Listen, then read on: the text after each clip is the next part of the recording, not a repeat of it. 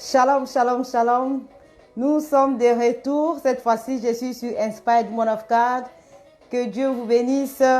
Merci de vous reconnecter. Voilà. Nous sommes maintenant sur Inspired Woman of God. Je vous salue au nom de Jésus. Soyez la bienvenue pour notre deuxième jour de marathon. Notre marathon que nous avons commencé depuis hier. Et aujourd'hui, nous voulons continuer. C'est notre deuxième jour et je vous invite déjà à vous connecter, à vous asseoir confortablement parce que Dieu va nous faire du bien. Notre thème, non, je ne mourrai pas, je vivrai et je raconterai les œuvres de l'Éternel. Je raconterai les œuvres de l'Éternel. Je raconterai les bontés de l'Éternel. Je ne mourrai pas. Yeah. Soyez la bienvenue dans la présence du Seigneur. Dieu va nous faire du bien. C'est pas pour rien qu'il nous a convoqués dans sa présence. C'est pas pour rien qu'il nous a appelés dans sa présence pendant ces 2 semaines. C'est vraiment pour nous bénir. C'est vraiment pour nous visiter. Alors, toi qui t'es déjà connecté, je t'invite à inviter des gens. Tu ne veux pas être béni seul. Tu ne veux pas bénéficier de tout ceci seul. Alors, invite, partage. Et je vais aussi en profiter pour partager. Après, nous allons commencer. Alléluia. Ebo yenderebo chanta. Eba yenderebo sa. Seigneur, je te bénis. Je te bénis pour la présence de tout un chacun. Je te bénis pour mes bien-aimés qui sont en train de se connecter. Shalom, shalom, pasteur Deborah. Shalom, praise Joyce Maz. Que Dieu te bénisse. Je vous souhaite la bienvenue. Au nom du Seigneur Jésus-Christ, nous allons passer vraiment un moment fort dans sa présence. Dieu va nous faire du bien. Dieu va vraiment nous visiter. Alors, nous allons partager.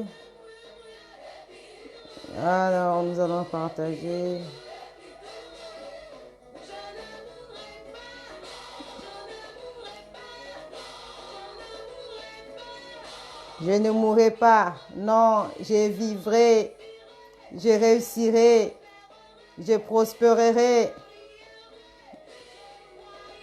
Alléluia, je ne mourrai pas, je vivrai. Que Dieu vous bénisse, nous sommes déjà là.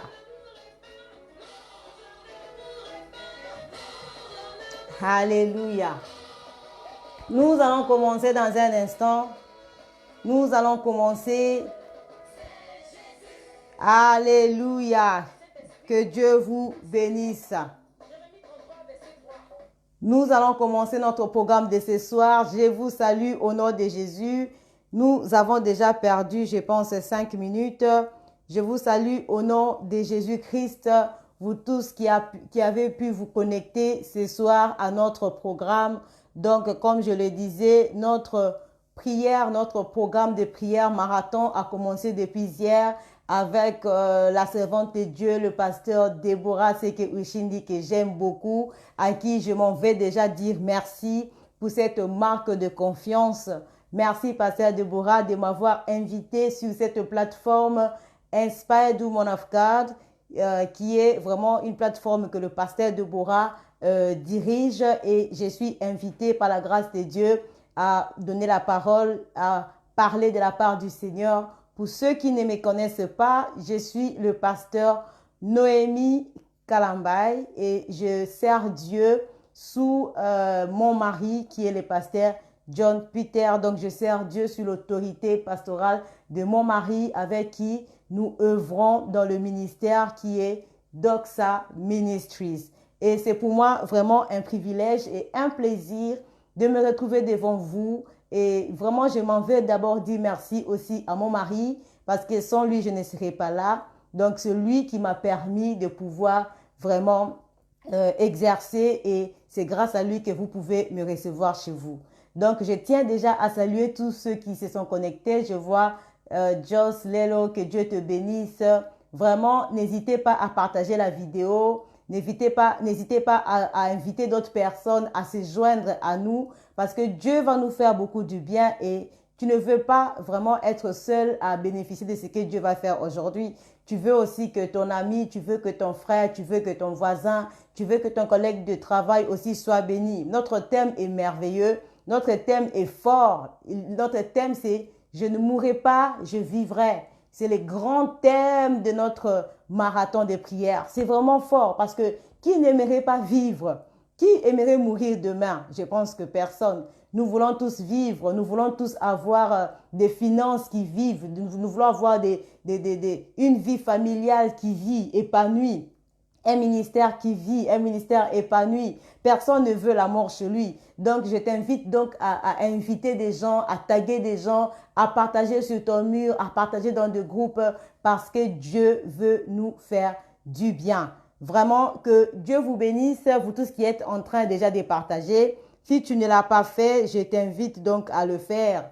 Si tu n'as pas encore partagé, je t'invite à le faire et nous allons sans plus tarder entrer dans le vif de notre sujet. Et avant de commencer, j'aimerais d'abord dire merci à Dieu qui est le maître des temps et des circonstances. C'est Dieu-là qui a pu me connecter au pasteur Déborah. C'est vraiment une relation, une connexion divine qui me fait beaucoup de bien. Et j'aimerais dire merci à ce Dieu. Lui qui a arrangé, qui a orchestré, qui a organisé ces événements. Lui qui nous a convoqués dans sa présence. La Bible dit qu'il ne convoque jamais son peuple en vain. Quand il convoque, c'est qu'il a quelque chose qu'il veut faire. Et je crois qu'aujourd'hui, Dieu veut faire quelque chose dans ta vie. Il veut faire quelque chose dans la vie de quelqu'un qui va se connecter. Voilà pourquoi nous allons prier d'abord pour lui dire merci et pour lui recommander ces instants. Seigneur, je te bénis. Je te bénis pour toutes les personnes qui sont connectées à ces moments et pour toutes les personnes qui vont nous rejoindre et qui vont se connecter après. Je te dis merci pour la vie de toutes ces personnes. Oh Seigneur, merci pour cette journée que tu as faite. Cette journée dont nous voulons déjà nous réjouir en avance parce que nous savons que tu vas vraiment nous faire du bien. Tu vas faire du bien à notre âme. Ce n'est pas pour rien que tu as envoyé ces thèmes extraordinaires. Je ne mourrai pas, je vivrai. Et ce soir, Seigneur, tu veux nous parler du Fils de la promesse. Le Fils de la promesse qui ne meurt jamais. Waouh! Merci Éternel parce que tu nous promets la vie. Tu nous promets, Seigneur, le succès. Tu nous promets la stabilité. Tu nous promets l'épanouissement. Et maintenant que nous voulons t'entendre, je te prie, Seigneur, de nous disposer à recevoir ce que tu as prévu pour nous. Saint-Esprit de Dieu, viens prendre le contrôle de ces moments. Que je m'abaisse et que toi, tu t'élèves. Présente Jésus au peuple. Je ne viens pas pour me présenter, mais je viens pour présenter Jésus. Laisse que Dieu puisse tirer gloire dans tout ce qui sera fait et dit ce soir. Que toute pensée soit ramenée captive à l'obéissance du Seigneur Jésus-Christ. Prends le contrôle de ces moments du début à la fin. Au nom puissant de Jésus, j'ai ainsi prié, j'ai dit Amen.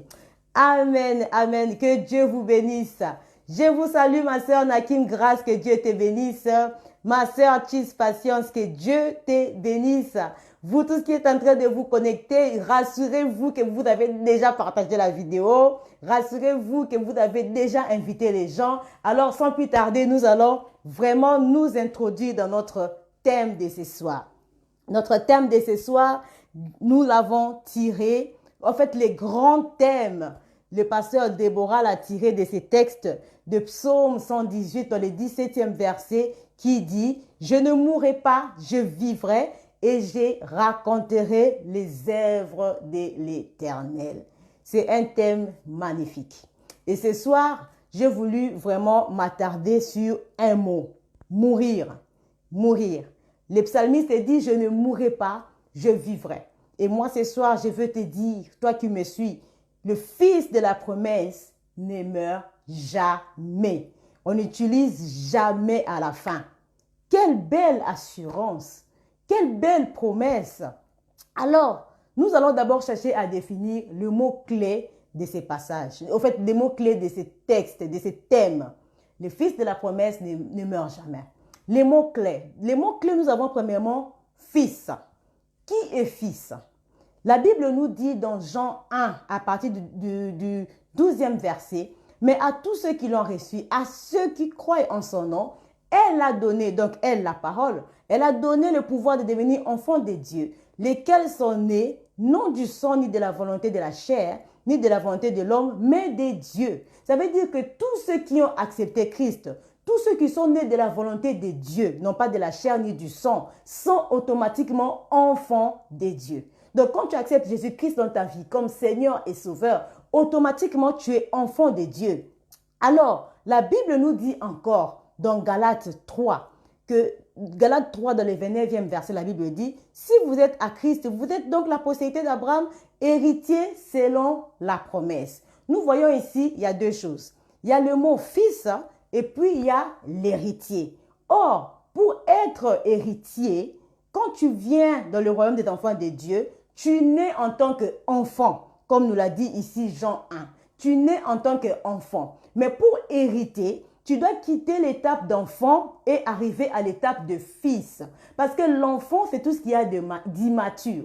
L'enfant, c'est tout ce qu'il y a d'irresponsable. Alors, quand on parle de fils, on parle ici d'une notion de filiation. On parle d'une notion de responsabilité. On parle d'une autorité beaucoup plus supérieure qu'un enfant. Et nous le voyons quand nous continuons notre même passage des Galates. Quand tu finis Galates 3, 29, on dit, si vous êtes à Christ, vous êtes donc la postérité d'Abraham, héritier selon la promesse. Et ça continue. Dans Galates 4, au premier verset, la Bible dit, or, aussi longtemps que l'héritier est un enfant, j'ai dit qu'il ne diffère en rien d'un esclave, quoi qu'il soit le maître de tout. Mais il est sous des tuteurs et des administrateurs jusqu'au temps marqué par le Père. Ça veut dire au moment où il devient fils. Donc, en tant qu'enfant de Dieu, tu as un héritage. Tu as un héritage qui te revient. Mais cet héritage-là, tu peux en jouir que si tu deviens fils. Oh, parce que quand tu restes enfant, tu n'es différent en rien d'un esclave, comme nous le dit ici le livre des Galates. Donc, tu dois passer l'étape de fils. Donc, quand nous continuons dans le 6e verset, la Bible dit, parce que vous êtes fils, Dieu a envoyé dans nos cœurs l'esprit de son fils, lequel crie Abba Père. Ainsi, tu n'es plus esclave, mais fils. Et si tu es fils, tu es aussi héritier par la grâce. Donc, les fils de la promesse ne meurent pas. Les fils dont je parle ici, c'est une personne qui a un héritage. Et une personne qui est déjà en droit de jouir de son héritage. Donc, tu n'es plus enfant, mais tu as atteint une certaine maturité spirituelle. Tu as atteint une certaine connaissance des choses de Dieu. Tu as grandi dans les choses de Dieu au point que tu es capable de réclamer ce qui te revient. Nous sommes tous d'accord que quand un parent meurt et qu'il a laissé des biens et que l'enfant n'a que, supposons, 5 ans, on ne va pas donner à cet enfant le bien qui lui revient, bien qu'il en soit le propriétaire. On va attendre que l'enfant atteigne un certain âge. Donc ici, nous ne sommes pas en train de parler d'une personne immature d'un enfant, mais nous sommes en train de parler d'une personne qui a grandi, une personne qui peut revendiquer ses droits. Une personne qui peut se mettre debout et dire, mon père m'a légué ça, ça, ça et ça. Donc, quand on parle ici de fils, il s'agit d'un héritage. Et quand on parle d'un héritage, nous avons lu ici, on parle de l'héritage d'Abraham. Parce que la Bible dit que Dieu a fait une promesse à Abraham. Il lui a dit que ta postérité sera comme les sables de la mer. Ça, c'est Israël terrestre. Et il lui a dit aussi que ta postérité sera comme les étoiles du ciel. Ça, c'est Israël céleste que toi et moi, nous sommes. Ça veut dire que toutes les promesses que Dieu a faites à Abraham nous reviennent aussi. Nous pouvons donc les revendiquer. Et les promesses que Dieu a faites à Abraham, il y en a beaucoup. Donc, quand nous lisons Genèse, à partir de Genèse 12, déjà à partir du 2e verset, nous voyons, il dit, « Je ferai de toi une grande nation. » Il lui dit encore, « Je te bénirai et je rendrai ton nom grand. » Il continue, il dit que tu seras une source de bénédiction. Il dit, tous ceux qui te béniront seront bénis. Ceux qui te maudiront seront aussi maudits. Il ajoute en disant, toutes les familles de la terre seront bénies en toi. Donc, tu seras une source de bénédiction pour toutes les nations de la terre. Ce sont des bénédictions que Dieu a données à Abraham, dont nous aussi, en tant que fils d'Abraham, sommes aussi, nous pouvons aussi revendiquer, si je peux dire, en tant que fils d'Abraham. Nous sommes dans les premiers mots, fils. Alors, si tu as bien compris ce que je suis en train de dire, tu vas comprendre qu'il y a un héritage qui te revient. Qui dit héritage dit quelque chose qui est à toi, qui porte ton nom. Parce que quand le testateur meurt, il laisse un testament où il a écrit par exemple, la maison, je laisse, disons, à Solange. Mes habits, je laisse à Pierre. Et puis, la voiture, je laisse à Esther. Et puis, je ne sais pas moi, disons, la maison qui se trouve en Afrique là-bas, ça, je laisse à Marie-Josée. Donc, les testateurs donnent des noms à chaque bien pour qu'après lui, il n'y ait pas de confusion. Donc, quand je dis que tu es héritier et que tu as un héritage, ça veut dire qu'il y a quelque chose quelque part qui porte ton nom. Alléluia. Je ne sais pas si tu es en train de me saisir. Il y a un mariage qui porte ton nom. Dieu a déjà établi, il a dit que ces mariages-là, avec les 6e présidents de la RDC, c'est le mariage de ma fille Christelle. Dieu a déjà arrangé. Il a dit que ce ministère-là, qui va commencer là-bas à Singapour, qui va toucher des milliers et des milliers de personnes, ce ministère-là, je les réserve à ma fille Joséphine ou bien à mon fils Christopher. Donc, il y a un héritage qui est à toi. Il y a des enfants qui sont à toi. Il y a des mariages qui portent ton nom. Il y a des business qui portent ton nom. Il y a des ministères qui portent ton nom. Il y a des choses qui portent ton nom. Et tant que toi, tu ne les as pas, cette chose-là va rester vide. Ces postes-là vont rester vides. Tant que toi, tu ne viens pas prendre ce qui est à toi, cette chose-là va rester inoccupée parce que cette chose porte ton nom. Alléluia. Tu es un héritier. Il y a des choses qui portent ton nom sur cette terre. Il y a des choses que seul toi peux avoir ou bien seul toi peux faire. Personne d'autre à part toi. N'est-ce pas là une assurance, une promesse que Dieu t'a fait? Parce que quand nous parlons ici d'héritage, ce sont des choses que Dieu a dit sur ta vie. Des choses que Dieu a étiquetées pour toi. Donc, il a mis à part pour toi. C'est ça, en fait, la promesse. Parce que nous parlons des fils de la promesse. En fait, la promesse, c'est quelque chose que Dieu t'a destiné. Quelque chose que Dieu a dit qu'il allait faire pour toi. Ça, c'est de manière un peu terre à terre. Alors, dans les dictionnaires, que veut dire promesse? La promesse, c'est l'acte par lequel une personne prend l'engagement de te donner ou de faire quelque chose pour toi. Donc, quand on parle de promesse, on parle d'un engagement. Donc, quand on dit que tu es un fils de la promesse, Dieu prend l'engagement de te donner ton héritage, de te donner ce qui est à toi. Qui dit promesse dit un engagement. Donc, Dieu, la définition continue en disant que la promesse, c'est l'assurance donnée à quelqu'un de réaliser quelque chose. Donc, Dieu, il prend l'engagement de te donner cette chose quelconque ou bien il te rassure. Donc, la promesse s'est faite sur base d'un contrat, si je peux dire. Dieu prend la responsabilité de te donner ce qui est à toi. Donc, cet héritage-là, il prend la responsabilité, il en prend l'engagement. Il y a une autre définition que j'aime beaucoup. On dit que la promesse, c'est aussi l'espérance que l'on conçoit des qualités ou des talents d'une personne. Donc, ici, c'est quelqu'un qui ne te fait aucune promesse verbale.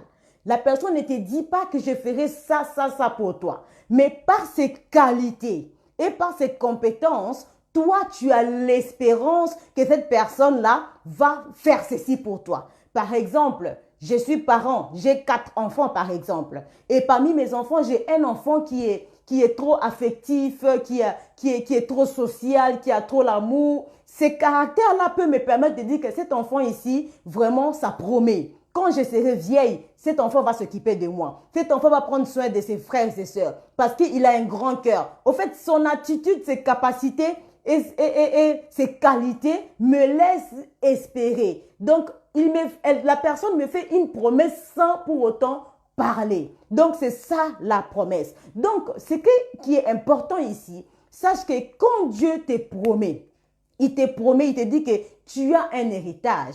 Il va tout faire pour te ramener cet héritage-là.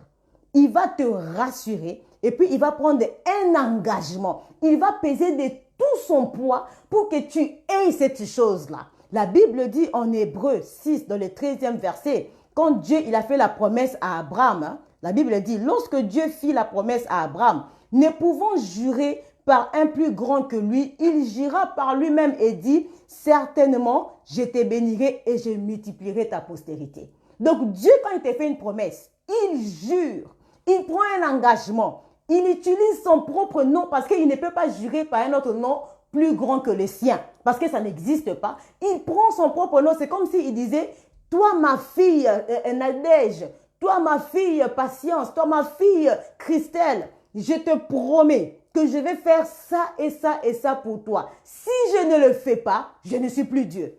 Parce qu'il jure par son propre nom. Il prend son propre nom. Il dit que si je ne le fais pas, donc changez-moi de nom, je ne suis plus Dieu. Or, nous savons que Dieu, il est Dieu éternellement. Ce qui prouve que quand il te promet, la chose ne peut pas te rater. Quand il te promet, la chose va se réaliser à coup sûr. À coup sûr.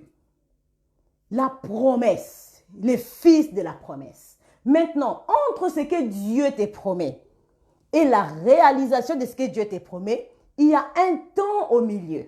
Nous avons dit que quand Dieu promet, il réalise à coup sûr, obligatoirement. Mais entre la promesse et la réalisation, il y a un temps. Il se passe des choses, il se passe des difficultés, il se passe des problèmes, il se passe des choses souvent contraires à ce que Dieu nous a dit. Et c'est là qu'intervient mon sous-thème de ce soir. Je te dis, tu ne mourras pas tant que ce que Dieu t'a promis ne s'est pas réalisé. Parce que là-dedans, entre la promesse et la réalisation, il se passe des choses qui te laissent croire que la promesse ne va jamais se réaliser. Il se passe des choses qui te laissent croire que là, je vais mourir, c'est fini pour moi, il n'y a plus rien à faire. Au fait, c'est quoi mourir? J'ai dit que je vais d'abord définir et expliquer les mots-clés. Donc, mourir, c'est quoi? Mourir, c'est perdre sa vigueur, s'affaiblir, s'éteindre doucement, disparaître, cesser d'exister, cesser de vivre ou être sur le point de cesser de vivre, dépérir, perdre ses fonctions. Mourir. Quand Dieu te promet quelque chose, il arrive des choses dans ta vie, des situations dans ta vie qui petit à petit te font faiblir, qui petit à petit te prennent toute ta vigueur, te prennent toute ta force, au point que le but de cette chose, c'est au fait que tu arrêtes d'exister. Parce que c'est le diable qui vient créer tous ces événements-là. Quand Dieu te promet quelque chose, il envoie des événements contraires qui vont t'affaiblir afin que tu t'éteignes doucement. Mais le but principal du diable, c'est que tu puisses mourir, que tu puisses disparaître.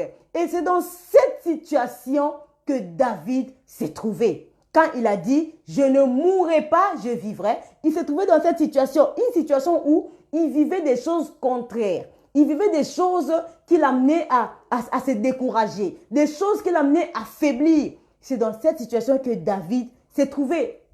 Il était dans une situation où il était en guerre. Et en étant en guerre, ses adversaires étaient comme au-dessus de lui. Il était à terre. Il était vraiment sur le point de mourir. Il avait vu la mort, si je peux dire. Imagine, toi, tu vas au combat, tu es à terre couché, et puis ton adversaire est debout, donc avec la lance, prêt à te tuer. C'est à ce niveau que David était. Il était en guerre et puis encerclé de tous côtés. Quand vous lisez notre passage de Psaume 118, quand vous remontez dans le 10e verset, avant que David puisse dire « Je ne mourrai pas », avant qu'il dise ça dans le 10e verset, la Bible dit que toutes les nations m'environnaient. Ça, c'est David qui parle. Il dit « Toutes les nations m'environnent » dans le verset 10. Et dans le 11, il dit « Il m'enveloppe ».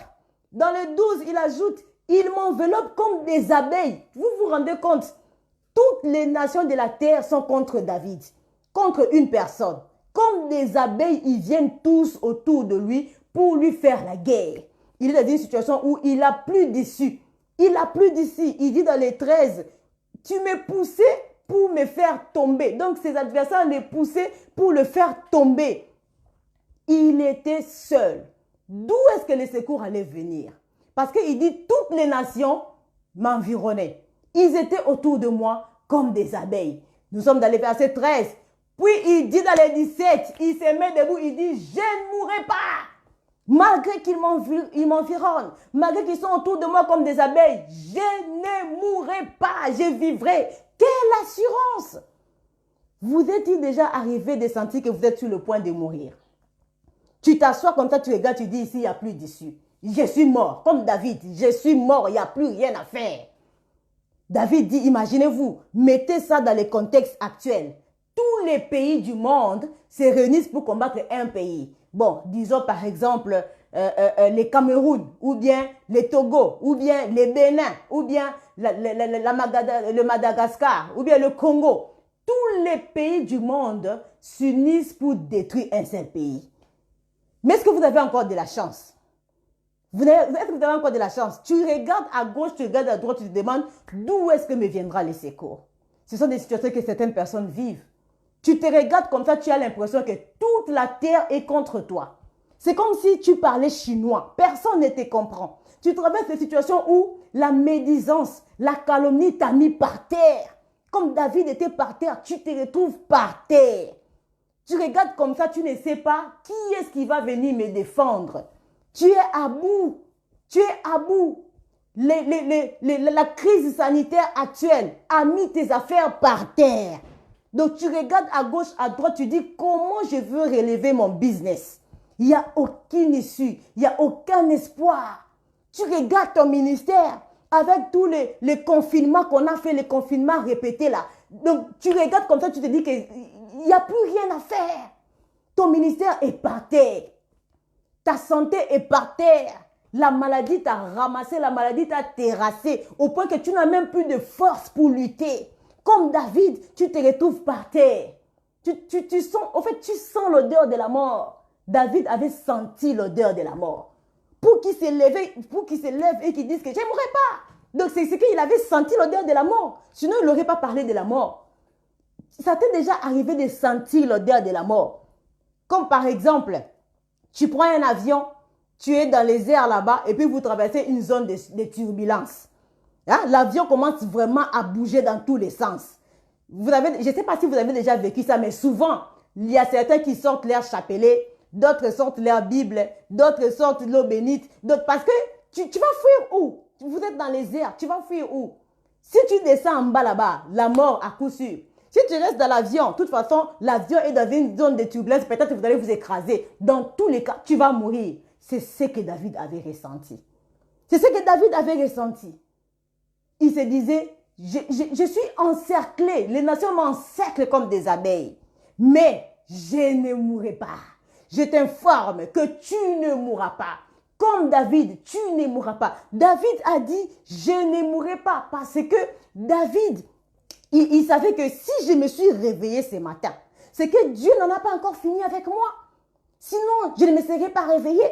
Le fait que je me sois réveillée, c'est que je vais encore vivre pour raconter les œuvres de l'Éternel. Je t'informe que tu ne mourras pas. Malgré ce que tu vis, ne laisse pas les situations actuelles te décourager. Ne laisse pas les situations actuelles t'affaiblir. Ne laisse pas les situations actuelles vraiment t'amener à dire « je suis mort, c'est fini pour moi ». Comme les Français disent « c'est mort, donc il n'y a plus rien à faire ». Ne baisse pas le bras. Dis comme David « je ne mourrai pas, je vivrai ». Pourquoi David a dit « je ne mourrai pas, je vivrai ». Si vous continuez ces versets, la Bible nous dit il a déclaré cette parole dans les 17e versets. Mais quand vous continuez dans les 18e, la Bible dit, l'Éternel m'a châtié, mais il ne m'a pas livré à la mort. L'Éternel m'a châtié, certes, mais il ne m'a pas livré à la mort. Ça veut dire quoi? David savait que même si je traverse ce que je vis, Dieu a permis que je traverse tout ça. Mais il ne m'a pas livré à la mort. Parce que Dieu ne m'a pas livré à la mort, je ne mourrai pas. Ce n'est pas un homme qui va décider de ma fin parce que Dieu ne l'a pas encore décidé. Oh, je viens de dire à quelqu'un, ce n'est pas un être humain qui va décider de ta fin, mais c'est Dieu. Tant que Dieu n'a pas encore dit que c'est fini, ça ne peut pas encore être fini pour toi. Parce que c'est lui qui décide. La Bible dit, il ne m'a pas encore livré. Tant qu'il ne t'a pas livré, tu ne vas pas mourir. Oh, les gens de ce monde disent que la terre est surpeuplée. Il y a plein de monde sur la terre. Il faut éliminer certaines personnes. Ils ont créé des guerres. Ils ont créé des maladies bizarres. Je t'informe que tu ne mourras pas de tout ça. Tu ne mourras pas de la main d'un homme, mais tu mourras de la volonté de Dieu. L'homme ne va pas te tuer. L'homme ne va pas t'enlever. L'homme ne va pas te faire disparaître de cette terre tant que Dieu ne l'a pas décidé. Parce que c'est lui qui a les derniers mots. David le savait. Il disait, même si vous m'environnez comme des abeilles, tant que Dieu ne m'a pas livré à la mort, je vivrai. Je t'informe que tu vivras. Tu vivras. Ce n'est pas un homme qui va t'arrêter. Ce n'est pas un homme qui va t'enlever sur cette terre. Ce n'est pas un homme qui va te faire disparaître. Ni les sorciers de ta famille. Oui, nous sommes en fin de l'année, non? Peut-être ils sont en train de se chercher quelqu'un qui vont sacrifier en cette fin de l'année. Mais je t'informe que ça ne sera pas toi. Parce que toi, tu es intouchable. Tu as encore les merveilles de l'Éternel à raconter. Tu ne peux pas mourir de la main d'un homme. Tu ne peux pas mourir de la main d'un homme. Seul Dieu peut décider de ta fin, pas un homme. Tu vivras parce que Dieu n'en a pas encore fini avec toi. Dieu n'a pas encore décidé que c'était fini pour toi. Tu vivras. Alléluia. Quelle assurance. Quelle assurance. Qu'est-ce que tu vis en ces moments? Qu'est-ce que tu traverses en ces moments? Qu'est-ce qui t'inquiète en ces moments? Qu'est-ce qui te dépasse en ces moments? Mais je te dis, ce n'est pas plus que la situation que David vivait. Ce n'est pas plus que ce que David vivait. Si tu es à terre, bien qu'étant à terre, dis à ces personnes qui t'ont mis à terre, je vivrai. Toutes ces personnes qui t'ont poussé d'aller à penser pour aller déjà t'enterrer, dis-leur, je vivrai. Même les personnes qui ont comploté pour créer tout ce que nous voyons aujourd'hui, la crise sanitaire, dis-leur, je vivrai, je ne mourrai pas. Ah, comment vous pouvez dire que la terre est surpeuplée, on doit enlever certaines personnes, tant que lui-même, les propriétaires de l'air, les propriétaires du souffle de vie, a décidé de renouveler mon contrat, vous êtes qui pour venir dire que je suis de trop sur cette terre? Ah, qui êtes-vous? Qui êtes-vous pour venir dire que moi là, je suis de trop sur la terre et que vous devez m'éliminer? Qui vous a donné cette permission? Mon créateur, celui qui a décidé les matins, il est venu me voir, il a soufflé, il a dit lève-toi. Et puis vous allez dire que non, tu ne mérites pas de respirer cette terre-là. Vous avez menti, je vivrai. Dis à tous tes détracteurs, je vivrai. Tu sais pourquoi tu vivras? Tu vivras pour raconter les œuvres de l'Éternel. Ça sera mon premier point. Tu ne mourras pas tant que la promesse de Dieu pèse sur toi. Tant que Dieu n'a pas encore accompli ce qu'il t'a promis. Tu es immortel. Tu es intouchable, tu es immangeable, tu es indigeste. Les sorciers là qui vont vouloir te manger, ils ne sauront pas te digérer. Parce que la promesse de Dieu sur ta vie n'est pas encore accomplie. La promesse de Dieu sur ta vie n'est pas encore arrivée. Tant que Dieu n'a pas encore accompli ce qu'il a promis de faire avec toi, tu ne peux pas mourir. Tu ne peux pas mourir. Tu vivras pour raconter les œuvres de l'Éternel. Ce sera mon premier point. Pourquoi David pouvait être si confiant alors qu'il était à terre, alors qu'il était entouré, comme lui-même dit que ses adversaires l'entouraient comme des abeilles. Mais malgré ça, il s'élève, il dit, je ne mourrai pas. D'où est-ce qu'il a eu cette assurance-là?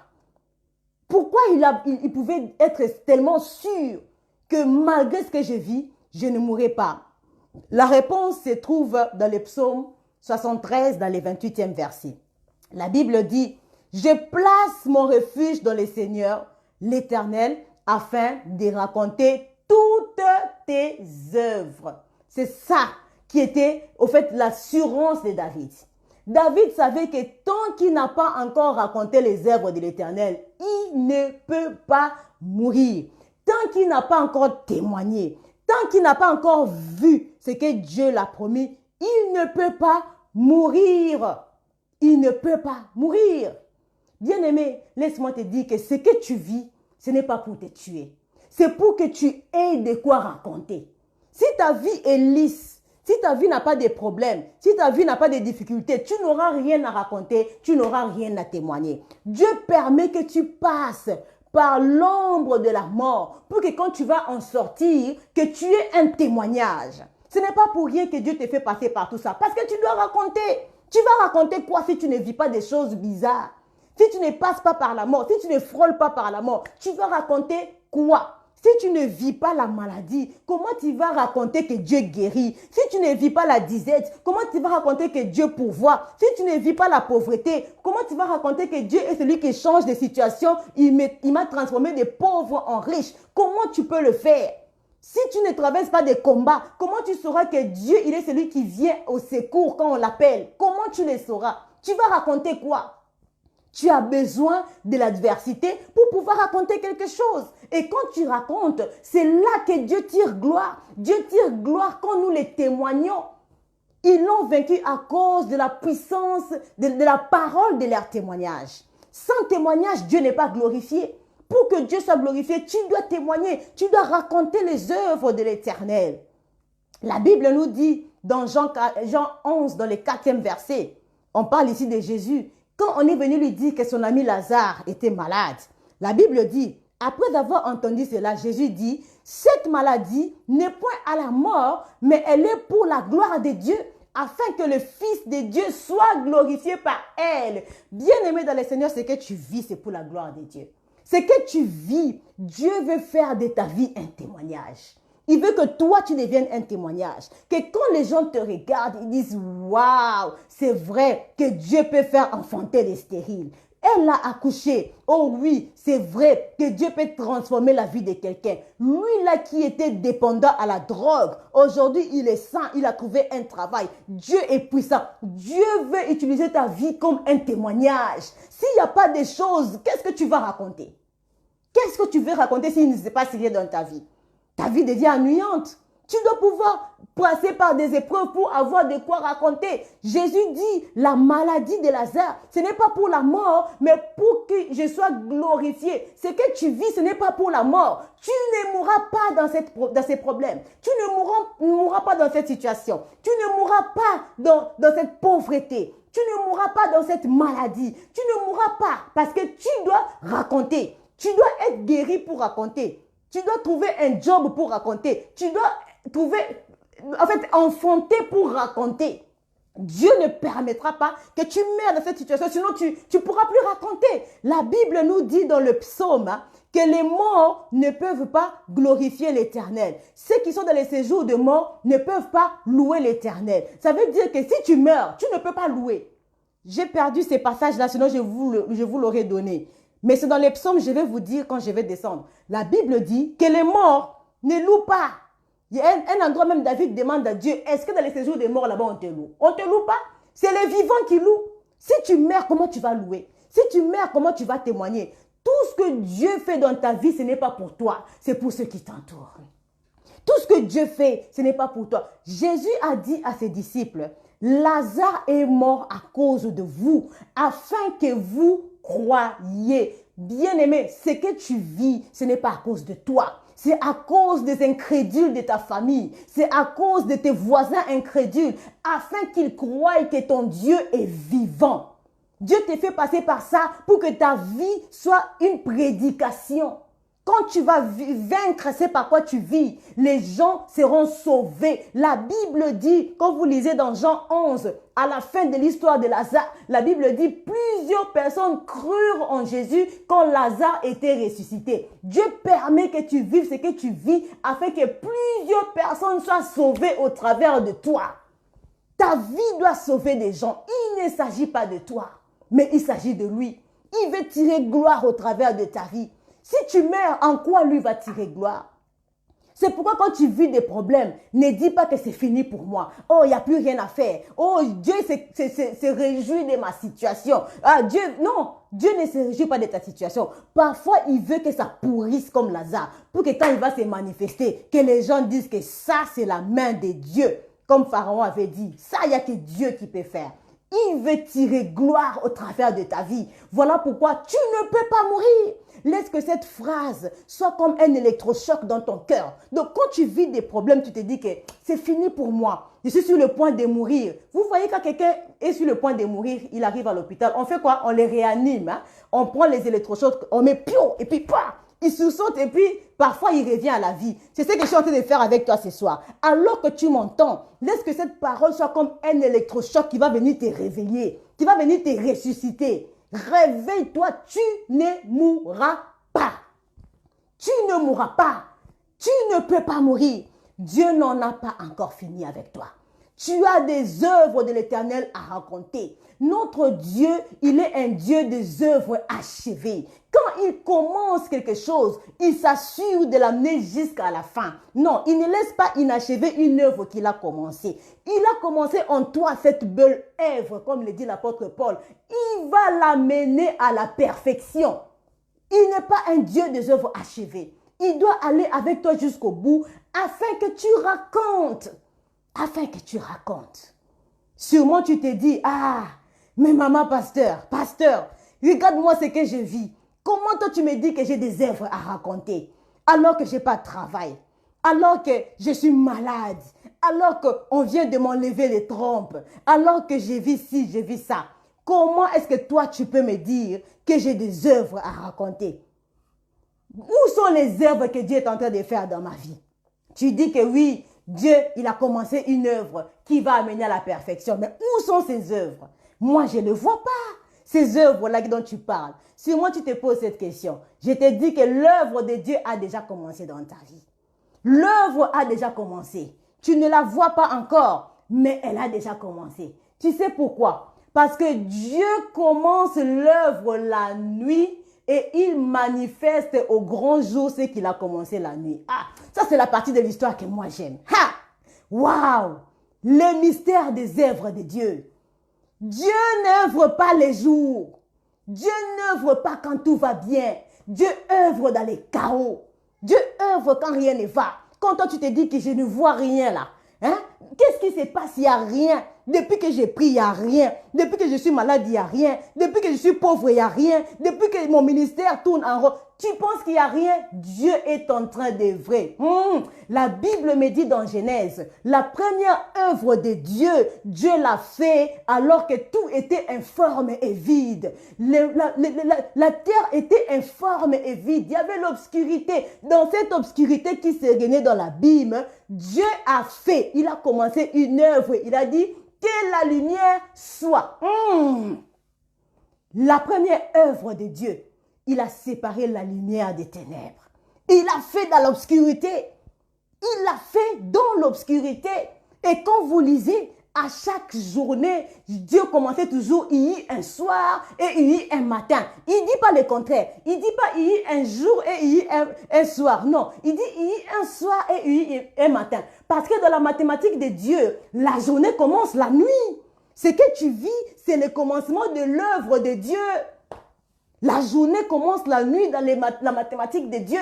Ça veut dire que les miracles commencent la nuit et le jour ne vient que manifester ce que Dieu a opéré la nuit. Alléluia. Il est merveilleux. Il est merveilleux. Quand tu ne vois rien, tu penses que Dieu ne fait rien. Il est en train d'agir. La Bible dit que la verge d'Aaron a fleuri la nuit. C'est la nuit que la verge d'Aaron a fleuri. Et les jours, ce que Dieu avait fait la nuit, les gens ne sont venus que constater. Oh, je déclare dans la vie de quelqu'un qui est en train de me suivre que Dieu va mettre en évidence ce qu'il a déjà commencé à faire dans ta vie alors que tu es en train de traverser la vallée de l'ombre de la mort. Je t'informe que Dieu est en train d'agir.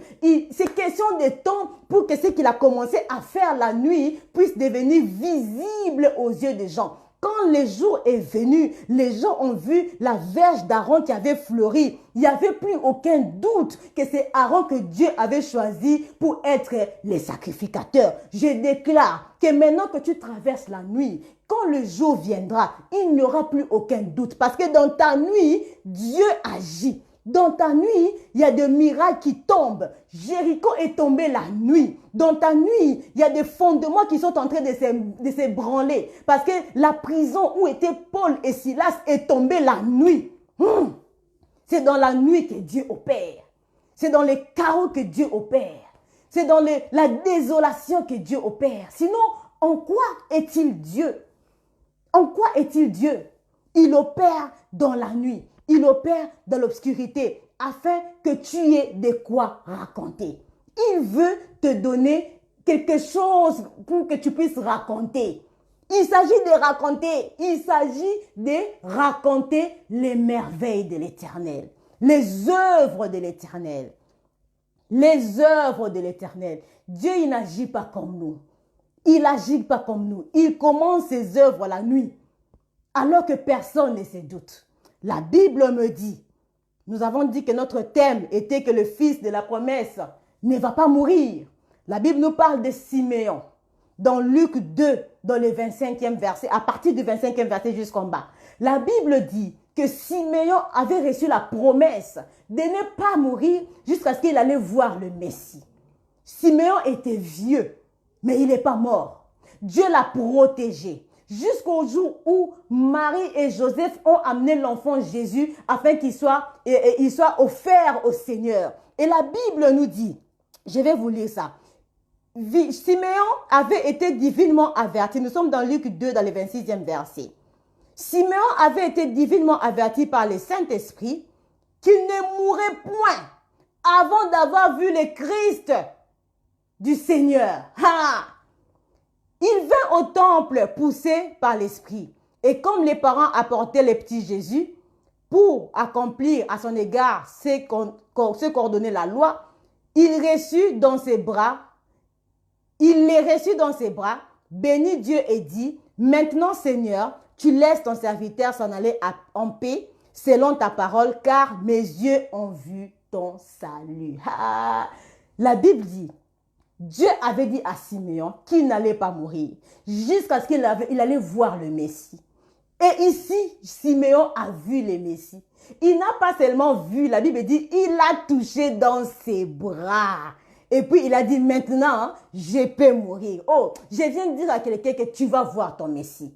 Tu vas voir ta consolation. Tu vas voir ta guérison. Tu vas toucher ce pourquoi tu as lutté pendant des années. Tu vas toucher ce pourquoi tu t'es torturé pendant des années. Tu t'es sacrifié pendant des années. Tu vas toucher. Comme j'ai dit, Siméon, tu ne vas pas mourir. Dieu va s'engager de te protéger. Là, on a dit que la promesse, c'est un engagement que Dieu prend. Dieu prend l'engagement d'engager les ciels pour te protéger afin que tu ne meurs pas. Aucun cheveu de ta tête ne va tomber parce que tu dois rester en vie pour voir le Messie, pour voir la délivrance, pour voir ce que Dieu t'a promis. Il va te protéger.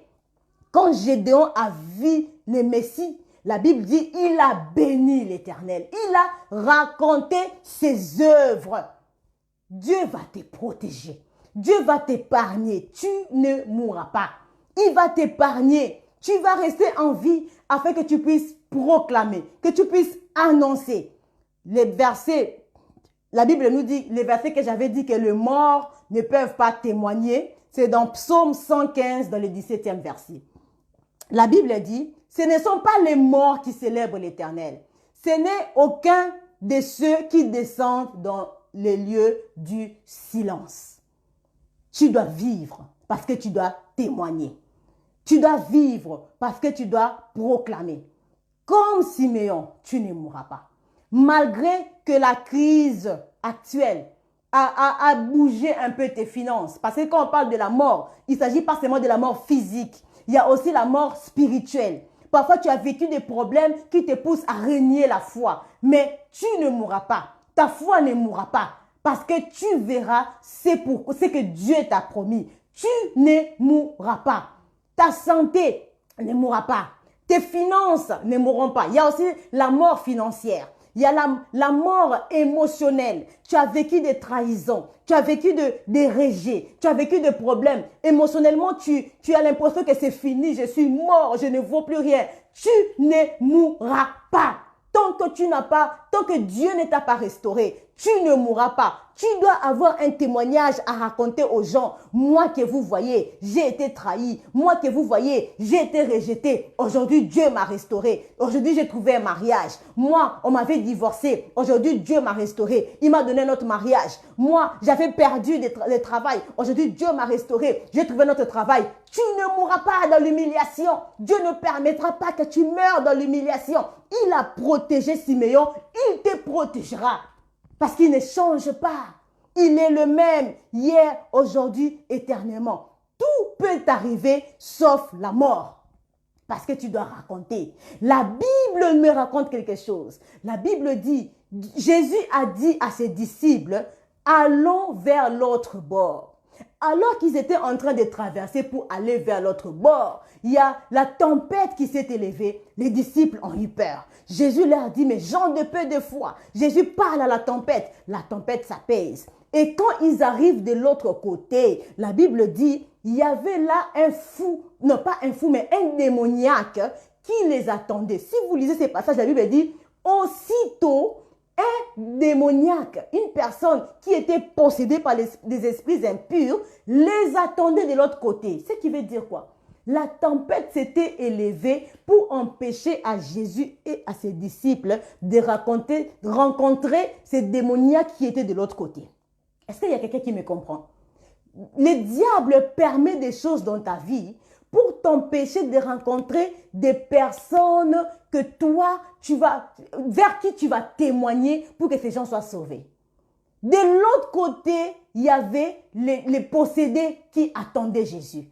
Parce qu'il y avait cette personne qui attendait Jésus de l'autre côté. La barque où était Jésus ne pouvait pas couler. Bien-aimé, il y a des gens, j'ai dit ici qu'il y a des choses qui portent ton nom. Il y a un mariage qui porte ton nom. Il y a un ministère qui porte ton nom. Il y a des gens dont la vie est attachée à ta promesse. Donc, si tu meurs aujourd'hui, ces gens-là vont en pâtir. Parce que la Bible dit, quand Jésus a pu délivrer ses possédés est parti raconter les œuvres de l'Éternel à toute la Décapole. Donc, vous vous rendez compte que toute une ville a été bénie à cause de ce que Jésus était arrivé et Jésus avait délivré cette personne. Il y a des gens qui t'attendent de toi. Donc, si tu meurs aujourd'hui, même leur vie aura un problème.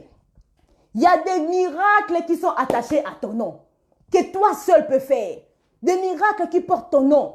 La Bible nous dit, dans les livres des Actes, dans Acte 3, la Bible nous parle d'un paralytique qui était paralytique depuis sa naissance. Attendez, un boiteux de naissance. On venait le déposer tous les jours devant les temples pour qu'il puisse mendier.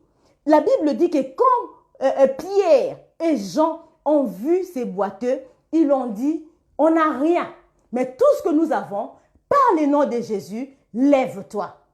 Lève-toi. Et ce boiteux a été guéri. Ils l'ont dit, lève-toi et marche. Il a été guéri. Mais moi, j'ai une question. Pierre et Jean, ils allaient au temple par l'habitude. C'était la coutume d'aller au temple. Ces boiteux-là, la Bible dit, quand vous allez lire dans Acte 3, dans les premiers versets, la Bible dit qu'on l'amenait au temple pour mendier tous les jours. Il était boiteux de naissance. Donc, tous les jours, on l'amenait au temple pour mendier.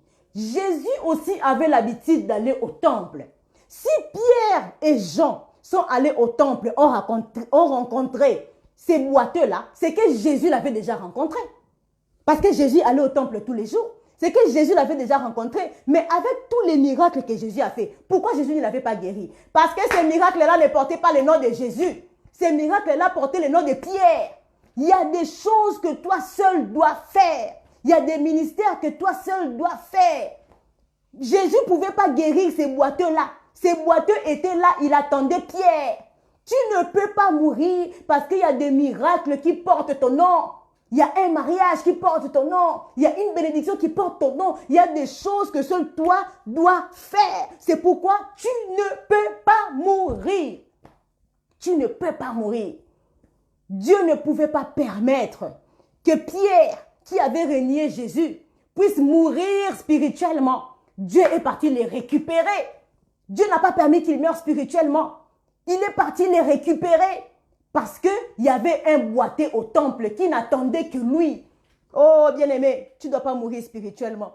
Tu ne peux pas mourir financièrement. Tu ne peux pas mourir matériellement. Tu ne peux pas mourir émotionnellement. Tu ne peux même pas mourir physiquement parce qu'il y a des gens qui t'attendent. Tant que cette promesse, ce que Dieu t'a fait, n'est pas encore arrivé, tu ne peux pas mourir. Dieu va te garder en vie. Il va te garder en vie. La promesse, ça veut dire que l'assurance. Dieu te donne l'assurance de te garder en vie. Il te donne l'assurance. Il s'engage de te garder en vie. Il engage le ciel de te protéger pour que tu ne meurs pas. Alléluia. Je ne sais pas combien de temps nous avons encore. Nous n'avons plus assez de temps. Je pense que nous allons nous arrêter là. Si Dieu le permet, nous allons continuer la semaine prochaine avec la deuxième partie parce que je voulais passer au deuxième point, mais je vois que nous sommes déjà fort avancés dans les temps. Je ne sais pas si le docteur Déborah va me permettre de continuer. Docteur Déborah, est-ce que tu es là? Je ne sais pas si elle va me permettre de continuer pour finir. Alors, docteur Déborah m'écrit avance, avance, avance. Bon, nous allons avancer. Nous allons avancer. Il me reste encore un petit bout, rien, pour finir, après quoi nous allons entrer en prière. Sinon, je pouvais arrêter ici pour continuer prochainement. Ok, docteur Déborah me dit, don't worry about the time. C'est bon. Nous allons continuer. Le deuxième point pour lequel tu ne peux pas mourir. J'ai dit que tu ne vas pas mourir parce que tu dois raconter les œuvres de l'Éternel. Mais le deuxième point pour lequel tu ne peux pas mourir, tu ne peux pas mourir. Tu ne vas pas mourir parce que Dieu est avec toi. Ah, c'est une belle promesse, n'est-ce pas? N'est-ce pas que c'est une belle promesse? Tu ne peux pas mourir parce que Dieu est avec toi. David connaissait ça.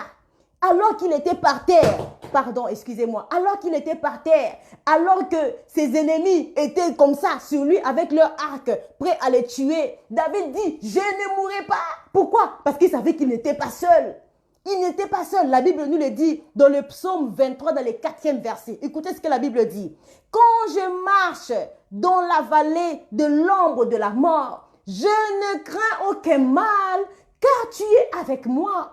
Ta houlette et ton bâton me rassurent. David pouvait être rassuré par cette parole. Je ne mourrai pas parce que Dieu est avec moi.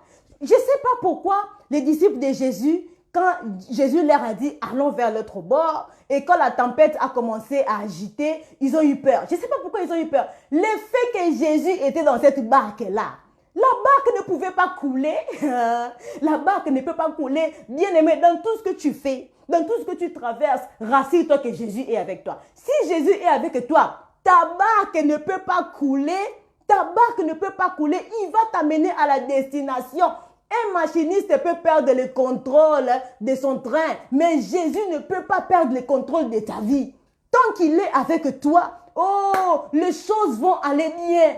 Même quand la tempête va s'élever, ça va se calmer parce que le Créateur est avec toi. Sa présence, seule sa présence change toute la donne. Quand j'ai défini la promesse, j'ai dit, la promesse c'est aussi les qualités, l'assurance que donnent les qualités ou les compétences d'une personne. Oui, l'assurance que donne cette personne-là, elle n'a pas besoin de parler. Rien que la présence de Jésus, il n'a pas besoin de parler parce que ses compétences et ses qualités parlent à sa place. Quand il est avec toi, tu n'as pas besoin de t'agiter. Dans tout trouble, dans toute situation, pose-toi la question, est-ce que Dieu est avec moi? Alors que tu traverses la vallée de l'ombre de la mort, demande-toi, est-ce que Dieu est avec moi? Si Dieu est avec moi, sois tranquille. Si Dieu est avec toi, sois tranquille. Tu sais, quand tu vis des problèmes, hein, les hommes t'ont abandonné et Dieu t'a aussi abandonné. C'est grave, hein? C'est grave. Parce qu'avec Dieu, tu es la majorité. Même si les hommes t'abandonnent, comme David, la Bible dit toutes les nations étaient contre lui. Malgré que toutes les nations étaient contre lui, il dit je ne mourrai pas. Parce que pour lui, seule la présence de Jésus valait plus que toutes ces nations-là. Jésus vaut mieux que la majorité. Même si tout le monde t'abandonne et que Jésus est avec toi, tu ne mourras pas. La Bible nous en parle encore dans l'histoire de Lazare. La Bible dit, quand Lazare est mort, déjà même quand il était malade, les gens sont venus pour consoler sa famille. Et quand il est mort, ces mêmes personnes-là, la foule-là, qui était venue pour consoler sa famille, a pleuré avec ses sœurs, Marthe et Marie. Après, ils ont décidé, allons enterrer Lazare. Oh, la foule n'a pas pu faire quelque chose pour Lazare. Mais quand Jésus est venu, à lui seul, il a changé la donne. La Bible dit que Lazare est sorti d'entre les morts. La mort l'avait vomi. Jésus à lui seul change la donne. Jésus à lui seul change la fin de ton histoire. Tu n'as pas besoin de la foule, mais tu as juste besoin de Jésus. Voilà pourquoi la Bible dit que Moïse a dit à Dieu, j'ai pas besoin des anges. Si toi tu es avec moi, j'irai. J'ai besoin seulement de toi. Si tu viens avec moi, j'irai. La présence de Dieu à tes côtés change toute la donne. Lazare est sorti d'entre les morts. Il est sorti d'entre les morts parce que Jésus était arrivé. David savait que Dieu était avec lui. Il savait que Dieu était avec lui. La présence de Dieu à tes côtés. Sa présence, c'est tout ce qu'il y a de meilleur. C'est la plus belle promesse que Dieu nous a faite. À part aller dans les ciels, bien sûr. La deuxième merveilleuse promesse, c'est sa présence. Dieu, il n'est pas un homme pour mentir. Il n'est pas un fils d'homme pour se repentir. Ce qu'il a dit, il le fait. La maman, les pasteurs d'Hébreu nous a parlé hier de l'alliance. Comment Dieu a marché avec Abraham. À cause de cette alliance qu'il a faite avec Abraham, Dieu a été avec ses descendants. La Bible nous dit, il a protégé, il a dit à Josué, je serai avec toi. Il a dit à Isaac, je serai avec toi. Il a dit à Moïse, je serai avec toi. Et même, il te dit aussi à toi, je serai avec toi. Dans les derniers passages de Matthieu, quand Jésus dit, allez, faites toutes les nations des disciples. Il conclut la phrase en disant, je suis avec vous jusqu'à la fin des temps. Il est avec toi. Parce qu'il est avec toi, tu n'as pas besoin d'avoir peur de la mort. Alléluia. Il y a un passage que je vais lire rapidement. La Bible dit, quand Dieu est avec toi, nous sommes ici dans les psaumes 84, dans le 6e verset. La Bible dit, lorsqu'il traverse la vallée des Baca, il la transforme en un lieu plein de sources et la pluie la couvre aussi des bénédictions. Leur force augmente pendant la marche et ils se présentent devant Dieu à Sion. La vallée des Baca, dans d'autres versions, on dit la vallée des pleurs. Quand Dieu est avec toi, la vallée de Baca, donc la vallée des pleurs, se transforme en un lieu de bénédiction parce que Dieu est avec toi. Ah, la présence de Dieu change tout. Ce qui était difficile devient facile. Oui, tu as vu des gens traverser des crises et puis se suicider. Mais toi, tu ne te suicides pas. Pourquoi? Parce que Dieu est avec toi. Sa présence te procure la paix, la joie, la tranquillité. Oh, parce que Dieu était avec Daniel dans la fosse au lion. La Bible dit que le lion n'a pas pu les tuer. Là, parce que les lions de la tribu de Juda étaient là. Il a fermé la gueule du lion. Le lion n'a pas pu les tuer. La Bible dit, quand on a jeté Daniel dans la fournaise ardente, le feu n'a pas pu le consumer parce que le feu dévorant était là avec lui. Le feu n'a pas pu le dévorer, le consumer parce que le feu dévorant était là. Quand Dieu est là, toute la donne change. Quand Dieu est là, rien ne se passe comme sans lui. Sa présence, c'est une assurance indéfectible. Même la mort a vomi Lazare. La mort a vomi Lazare. Les compagnons de Daniel, les lions n'ont pas pu leur faire quelque chose. Daniel, la mort n'a pas pu le faire quelque chose parce que Dieu était avec lui. Quand tu traverses des troubles, pose-toi la question. Est-ce que Dieu est avec moi? Soupire après sa présence. Désire sa présence. Cherche sa présence.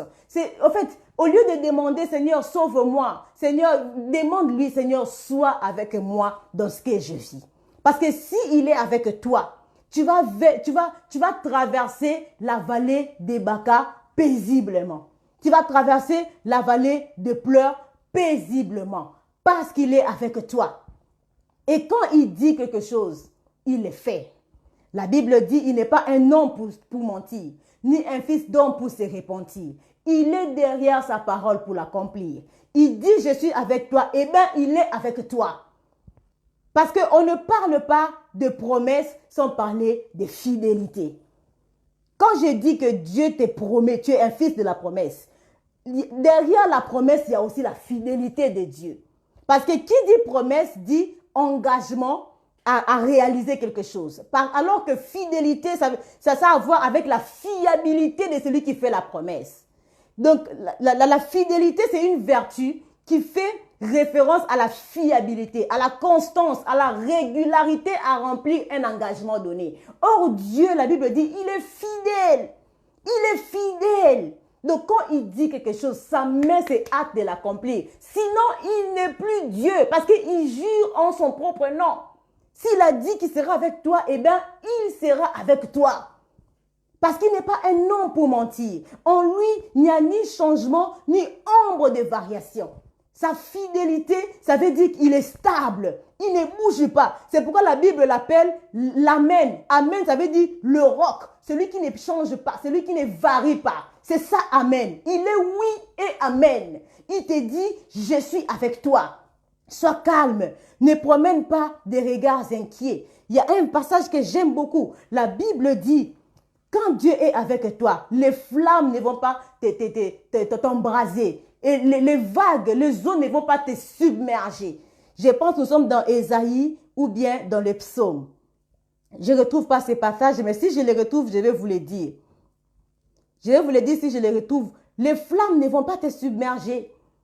Et les eaux ne vont pas te submerger et les flammes ne vont pas t'embraser parce que Dieu est avec toi. Ça ne veut pas dire que tu ne vas pas traverser le feu. Ce n'est pas parce que Dieu t'a fait la promesse qu'il n'y aura pas le feu. Il y aura le feu, mais tu ne vas pas te brûler. Il y aura des tempêtes, mais tu ne vas pas noyer. C'est ça l'assurance qu'il te donne. C'est ça l'assurance qu'il te donne. J'aime beaucoup ces passages, mais je ne les retrouve pas. Je ne les retrouve pas malheureusement. Parce qu'il est fidèle, il ne va pas t'abandonner. Il est fidèle dans ses engagements. Il est aussi fidèle à veiller sur toi. La Bible dit, nous sommes dans Corinthiens, 1 Corinthiens 10, 13. La Bible dit, aucune tentation ne vous est survenue qui n'ait été humaine. Et Dieu qui est fidèle ne permettra pas que vous soyez tentés au-delà de vos forces, mais avec la tentation, il préparera aussi les moyens d'en sortir afin que vous puissiez la supporter. Dieu est bon, bien-aimé dans le Seigneur. Il est merveilleux. Il te fait la promesse, il te dit que je vais te donner ça. Alors, entre la promesse et la réalisation, il y a des problèmes. Et qu'est-ce qu'il fait? Parce qu'il est fidèle, parce qu'il est fiable, parce qu'il est stable, parce qu'il ne change pas. Il veille à ce que sa parole s'accomplisse. Quand la tentation vient, la Bible dit, il ne permet pas que cette tentation-là soit au-delà de tes capacités. Il te donne la possibilité d'en sortir. Ça veut dire qu'il te donne toujours un issue de secours pour que tu ne meurs pas. Il te donne des ouvertures pour que tu ne meurs pas. Dans ta détresse, il est là avec toi et il te dirige, il te montre par où tu vas marcher pour que tu ne meurs pas. Il est fidèle à ses promesses parce que ce qu'il a promis doit se réaliser. C'est pourquoi il veille. La Bible dit, il veille à sa parole. Il veille à sa parole. Et quand on parle de la fidélité de Dieu, dans l'anglais, on parle du mot fidèle, on dit faithful. Faithful. C'est ça en anglais. Faithful, ça veut dire plein de foi. Tu ne peux pas demander à Dieu de faire pour toi des choses, d'accomplir ce qu'il t'a promis, alors que toi, tu manques la foi. Quand on dit faithful, ça veut dire il est digne de confiance, il est digne que tu t'appuies sur lui, il est digne que tu mettes ta foi en lui. Pour que tu ne meurs pas, pour que Dieu accomplisse ce qu'il t'a promis, tu dois lui faire confiance. La Bible dit dans les psaumes, ceux qui placent en l'Éternel leur confiance trouvent dans leur terre des chemins tout tracé. Et même quand il marche dans la vallée de Baca, Dieu la transforme en un lieu de bénédiction. Pourquoi? Parce qu'ils ont placé leur confiance en l'Éternel. C'est bien de dire je ne mourrai pas. C'est bien de dire que je vivrai. C'est bien de dire que Dieu va veiller sur moi. Il s'engage à veiller sur moi. Mais tu dois croire. Tu dois croire en la fidélité de Dieu pour ne pas mourir. Abraham a cru en la fidélité de Dieu. Alors que Dieu lui avait donné Isaac. Isaac qui était le fils de la promesse. Le même Dieu lui dit, va me sacrifier Isaac. Alors qu'Abraham n'a jamais vu quelqu'un être ressuscité. Avant lui, il n'y a pas eu de résurrection. Mais Abraham a cru. C'est lui qui m'a donné cet enfant est capable de le ressusciter. Il a témoigné. En fait, il avait tellement la foi qu'il a démontré en parlant. Il a dit à ses serviteurs, restez ici. Moi et l'enfant, nous montons adorer. Nous reviendrons. Il a utilisé nous. Il savait, bien que Dieu lui avait dit, va sacrifier l'enfant, il savait que je vais descendre avec mon enfant. Il a dit, nous reviendrons. Tu dois faire confiance en Dieu. Faire confiance en Dieu. La foi est une ferme assurance des choses qu'on espère, mais une démonstration de celles qu'on ne voit pas. Tu dois démontrer ce à quoi tu crois. David savait au-dedans de lui qu'il n'allait pas mourir, mais il ne s'est pas arrêté à le savoir. Il a déclaré, il a dit, je ne mourrai pas. Tu dois parler. Parle à ces problèmes qui te font face à ta vie. Dis à ces problèmes-là, tu ne me tueras pas. La Bible dit dans Josué que ce livre de la loi ne s'éloigne point de ta bouche. On ne parle pas de ton cœur, d'abord de ta bouche. Tu dois témoigner la parole de Dieu. Parle à ton problème. Dis à ces problèmes, je ne mourrai pas. Pour ne pas mourir, arrête de parler négativement. Moi, cette maladie-là, je suis fatiguée. Moi, ces problèmes-là, j'en ai assez, vraiment. Ces problèmes-là vont finir par me tuer. Ces mariages-là vont finir par me tuer. Ces enfants ici vont finir par me tuer. Oh, vraiment, depuis que je cherche travail, j'arrive pas à trouver. Mon Dieu, cette situation va finir par me tuer. Arrête d'appeler la mort par ta bouche. Appelle la vie. La Bible dit, j'ai mis la vie et la mort. Je mets devant toi deux chemins. La vie et la mort, mais choisis la vie pour que tu vives toi et tes descendants. Bien-aimé, la vie est un choix. Tu dois choisir de vivre malgré ce que tu vis, malgré ce que tu traverses. Oui, Dieu est fidèle. Oui, Dieu est grand. Oui, Dieu est puissant. Mais décide, tu dois décider. Dis, moi, je ne veux pas mourir. Moi, je veux vivre. La Bible ajoute que la vie et la mort sont au pouvoir de la langue. Décide, je ne veux pas mourir, mais déclare. David a déclaré, je ne mourrai pas, je vivrai. Oui, tu as la promesse, mais il y a des gens qui sont morts malgré qu'ils avaient la promesse. Parce qu'ils ont laissé les situations les submerger. Ils ont laissé les problèmes les submerger. Ils ont laissé la maladie les submerger. Parle à ta maladie, parle à ton problème, parle à ta situation. C'est un choix. Tu as un choix. Dieu dit, j'ai mis devant toi la vie et la mort. Mais choisis la vie. Choisis la vie. Si tu t'étais, tu as déjà choisi. Donc tu as choisi la mort. Parce qu'on dit aussi dans le monde, celui qui ne dit mot consent. Donc quand tu vis des problèmes, tu ne parles pas, ça veut dire que tu consens. Donc tu as choisi la mort. Parle à ton problème. Parle à ta situation. Voilà pourquoi nous avons fait ce marathon de prière. Nous voulons prier maintenant. Parle à ton problème, toi qui m'entends. Dis à ces problèmes-là, je ne mourrai pas, je vivrai.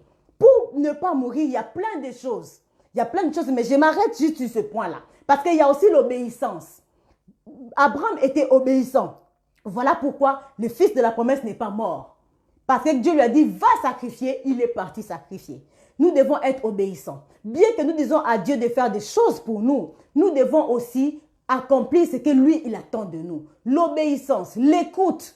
La Bible dit que Siméon avait été averti d'aller au temple. Et le jour qu'il est allé au temple, c'est le jour que Jésus est venu. Il avait été averti. Tu dois développer l'écoute. Des fois, quand nous avons des problèmes, nous murmurons, nous pleurons, nous plaignons. Moi. Quand tu viens dans la présence de Dieu, tu ne lui laisses pas le temps de te parler. Toi, tu commences à parler. Tu commences à ouvrir ton cœur. Seigneur, je suis morte. Mes enfants. Mon travail. Mon mari. Tu ne laisses pas à Dieu le temps de te donner des instructions. Apprends à écouter Dieu. Simeon a écouté Dieu. Voilà pourquoi il n'est pas mort, il a touché la promesse. Nous devons apprendre à écouter Dieu. Nous devons avoir la foi. Nous devons aussi être obéissants aux choses de Dieu. Il y a que ces choses-là ces trois-là que je dis par manque de temps, mais je veux que nous puissions prier. Je sais que le temps, nous avons débordé dans notre temps, mais nous allons maintenant prier. Nous allons prier. Je ne sais pas quel problème te tracasse aujourd'hui. Je ne sais pas quelle situation te fait pleurer. Quelle situation te fait penser que c'est fini là. Là, je suis à bout. Là, il n'y a plus d'issue. Là, je ne sais pas ce que je vais faire. Quelle situation te fait penser ainsi? Je veux que tu parles à ces problèmes. C'est par la parole que tout ce qui existe existe. Oh oui, tu as le pouvoir d'appeler en existence ce que toi tu veux. La vie et la mort sont au pouvoir de ta langue à toi. Va appeler la vie dans la vie de tes enfants. Va appeler la vie dans tes finances. Va appeler la vie dans ton mariage. Va appeler la vie dans ton business. Va appeler la vie dans tes affaires. Va appeler la vie appelle la vie dans ton ministère. Je ne sais pas si le pasteur Déborah est là, si elle peut se joindre à moi, je ne la vois pas. Je voulais lui envoyer une invitation, pasteur Déborah. Je ne vois pas où envoyer l'invitation, sinon nous aurons prié ensemble. Je ne peux pas envoyer l'invitation au pasteur Déborah, mais je t'invite à prier avec moi. Seigneur, je viens te prier pour une personne qui s'est connectée ce soir. Ce n'est pas pour rien que tu as envoyé cette parole. Oh Dieu, tu as envoyé cette parole parce que tu nous aimes et tu veux nous faire du bien. Alors que quelqu'un qui me suit est en train de traverser la mort. Oh, cette personne croit que c'est fini pour elle. Cette personne vit dans l'obscurité. Elle pense que Dieu l'a oublié. Oh, je sais que toi, tu agis dans les ténèbres. Et je crois que tu es en train d'agir en faveur de quelqu'un maintenant. De la même façon que tu as agi la nuit en faveur d'Aaron. Oh, pour les confirmer. Oh Père, je déclare que tu es en train de confirmer quelqu'un dans les ténèbres de sa vie. Alors que cette personne est en train de traverser la vallée de l'ombre de la mort, je déclare que tes œuvres sont opérationnelles maintenant dans sa vie. Oh, Simeon pouvait penser que tu l'avais oublié, alors que tu avais dit, tu ne mourras pas jusqu'à ce que tu aies vu le Messie. Simeon s'est vu en train de prendre de l'âge. Le Messie n'arrivait toujours pas. Simeon croyait que tu l'avais oublié, mais tu agissais, tu préparais la venue du Messie. Alors que quelqu'un qui m'entend maintenant pense que c'est fini pour elle, je sais que tu es en train d'agir dans les secrets. Je sais que tu es en train d'agir dans le noir. Je sais que tu es en train d'agir dans les ténèbres. Je sais que tu es en train d'agir dans l'obscurité. Mais je déclare maintenant, le temps est arrivé pour que tu mettes en évidence tout ce que tu as fait pour cette personne dans les secrets. Oh oui, il est temps pour que tu mettes au grand jour ce que tu as fait pour ma soeur et pour mon frère qui m'entend maintenant. Oh oui. Nous traversons des moments de crise. C'est dur pour tout le monde. Il y a quelqu'un qui a perdu peut-être son emploi.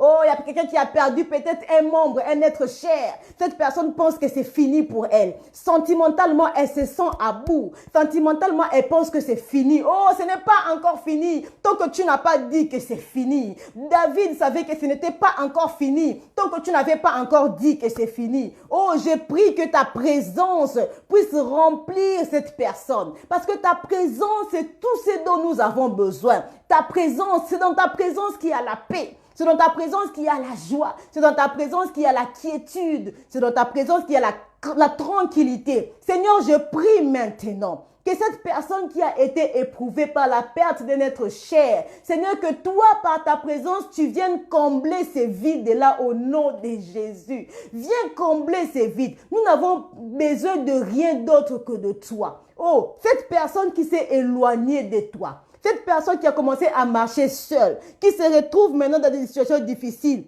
Seigneur, ramène-la sur ton chemin. Ramène-la sur ton chemin. Bien-aimé, prie avec moi. Prie avec moi. Si tu as rétrogradé et à cause de ta désobéissance, tu te retrouves dans des situations compliquées, bien-aimé, reviens dans la présence du Seigneur. Il n'y a rien de plus beau que la présence du Seigneur. Dis à Dieu, je reviens dans ta présence. Parce que c'est dans sa présence que tu ne peux pas mourir. Lui-même, Jésus, il est la vie. La vie ne rime pas avec la mort. Quand il vient quelque part, il chasse automatiquement la mort. Quand la vie vient, quand la vie apparaît, la mort disparaît. Oh, invite maintenant Jésus dans ta vie. Si tu ne l'as jamais accepté dans ta vie, invite-le maintenant. Si tu avais rétrogradé, oh, va encore renouveler ton engagement. Rappelle-le. Oh, sois dans sa présence. Il n'y a rien de plus beau que sa présence. Dis-lui, Seigneur, je te veux. Ne me laisse pas aller quelque part sans toi. Sois avec moi partout. Même si le monde va me laisser, même si le monde va m'abandonner, même si le monde va me délaisser, mais je veux que toi. Oh, si tu as Dieu, tu as tout. Celui qui a tout, mais qui n'a pas Dieu, n'a rien. Mais celui qui a Dieu, mais qui n'a rien d'autre, a tout. Bien-aimé dans le Seigneur, soupire après sa présence. Eba yenderebo chanta. Ebro chanda yenderebo sa. Je ne sais pas si quelqu'un a besoin d'une prière spéciale, alors que nous sommes en train de parler que tu ne mourras pas, tu vivras. Si tu as besoin d'une prière spéciale et que tu veux que nous puissions nous associer à toi, écris-les en commentaire, ou bien contacte le pasteur Deborah. Je ne sais pas si son numéro s'affiche sur la page Inspired Woman of God. Tu as besoin d'un soutien en prière. Nous sommes là pour toi. Écris ton problème en commentaire. Je vais prier avec toi. Ou bien contacte le groupe de Inspired Woman of God afin qu'on puisse t'aider dans ces problèmes-là. Va maintenant parler. Va maintenant parler. Oh oui, tu traverses la nuit, tu traverses les problèmes. N'aie pas peur de la nuit. C'est la nuit que le mur de Jéricho est tombé. Je déclare que le Jéricho de quelqu'un tombe maintenant. Alors que tu traverses la nuit, ton Jéricho tombe maintenant. Le mur de ta prison, les fondements de ta prison est en train de s'ébranler maintenant, de trembler maintenant. Là où on t'avait mis, cette prison-là, où on t'avait mis que toi, tu n'allais jamais t'épanouir. Toi, tu n'allais jamais te développer, tu n'allais jamais te marier, tu n'allais jamais aller de l'avant. Cette prison-là, oh, j'ai pris maintenant que cette limite-là est en train de disparaître au nom de Jésus. Cette prison est en train de tomber au nom de Jésus. De la même façon que Jéricho est tombé, de la même façon que les portes de la prison sont tombées, Paul et Silas sont sortis. Je déclare que tu sors maintenant. De la même façon que Lazare est sorti, la mort l'a vomi. Je déclare que tu sors maintenant au nom de Jésus. Personne ne marche avec Jésus et ne vit la mort. Tu ne peux pas vivre la mort parce qu'il est avec toi. Tu ne peux pas vivre la mort parce que tu as des merveilles à raconter. Tu as des témoignages à raconter. Tu dois raconter les œuvres de l'Éternel. Et je déclare sur toi que tu vas témoigner. Tu vas témoigner avant la fin de cette année. Tu vas raconter les œuvres de l'Éternel. Parce qu'il y a des gens qui attendent que tu racontes pour qu'ils soient sauvés. La Bible dit, la création attend avec ardent désir. Il y a des gens qui attendent avec ardent désir que tu racontes afin qu'ils soient sauvés. Au nom puissant de Jésus, je déclare que la paix soit votre partage. Vous tous qui vous êtes connectés ce soir avec nous, vraiment je prie que Dieu vous bénisse, que Dieu vous bénisse. Notre marathon de prière continue. C'était pour vous les pasteurs Noémie Kalambaï. Demain, nous allons continuer avec un autre serviteur de Dieu aussi puissant que moi. Dieu va nous faire beaucoup du bien. Je vais juste regarder pour vous dire qui sera au programme demain. Ne quittez pas vite, je vais vous dire qui sera au programme demain. Ne manquez pas, demain encore, Dieu va nous faire du bien. Demain encore, ça sera puissant. Demain encore, Dieu va se manifester. Alors, demain, on aura... voilà, demain, on aura le docteur Coco King, que j'aime beaucoup. Docteur Coco King va venir nous apporter la parole de Dieu demain. Soyez connectés à la même heure, même page. Vraiment, par le docteur Coco, je vous rassure, Dieu va nous visiter. Vraiment que Dieu vous bénisse. J'ai un peu, peut-être beaucoup, débordé dans mon temps, mais ça en valait la peine parce que vraiment, nous avons été bénis. Que la paix du Seigneur soit avec vous. Si Dieu le permet, nous allons nous retrouver encore sur cette même plateforme.